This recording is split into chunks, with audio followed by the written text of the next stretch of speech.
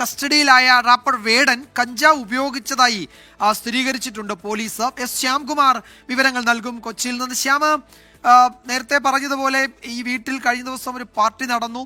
അവിടെ ഈ ലഹരി എത്തിയതായി സംശയമുണ്ടായിരുന്നു. അതിനുശേഷം പോലീസ് ആ ഫ്ലാറ്റിൽ നിരീക്ഷണം ഏർപ്പെടുത്തിയിരുന്നു. ഇപ്പോഴിത് കസ്റ്റഡിയിലെടുത്തു. വീട്ടിൽ നിന്ന് കഞ്ചാവ് പിടികൂടുകയും ചെയ്തു. അപ്പോൾ ഇയാളിത് ഉപയോഗിച്ചു എന്നുകൂടി പോലീസ് സ്ഥിരീകരിക്കുന്നുണ്ട് അല്ലേ? വിജയകുമാർ, നിലവിൽ പോലീസ് അവിടെ നിന്ന് പിടികൂടിയത് സാധാരണ കഞ്ചാവാണ് എന്ന് കണ്ടെത്തിയിട്ടുണ്ട്. ഇതിന് പുറമെയാണ് വേടൻ ഈ ലഹരി വസ്തു ഉപയോഗിച്ചു എന്ന് പോലീസ് സ്ഥിരീകരിക്കുന്നത്. ഇയാളുടെ സുഹൃത്തുക്കളടക്കം ഫ്ലാറ്റിലുണ്ട് എന്ന വിവരത്തിന്റെ അടിസ്ഥാനത്തിലാണ് പോലീസ് സംഘം എത്തിയത്. ഇന്നലെയും ഇവിടെ ഒരു ബാച്ചിലർ പാർട്ടി നടന്നു എന്ന വിവരം പോലീസിന് ഉണ്ടായിരുന്നു.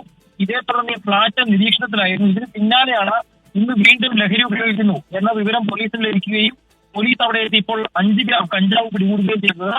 ഈ സമയം വേടൻ എന്ന് പറയുന്ന റാപ്പർ കഞ്ചാവ് ഉപയോഗിച്ചിരുന്നു എന്നുള്ള വിവരമാണ് ഇപ്പോൾ പോലീസ്.